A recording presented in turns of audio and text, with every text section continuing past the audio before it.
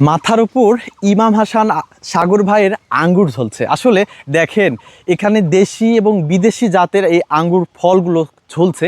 আসলে সেই দৃশ্যটি দেখাচ্ছিলাম। ইমাম হাসান সাগর ভাই একজন প্রকৌশলী এবং একজন উদ্যোক্তা।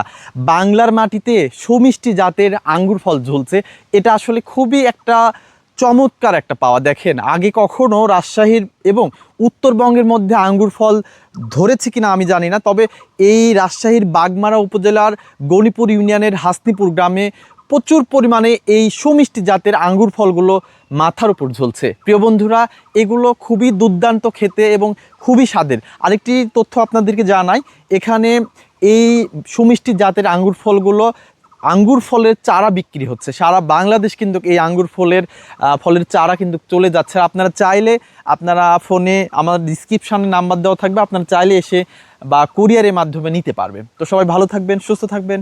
আল্লাহ হাফেজ, আসসালামু আলাইকুম।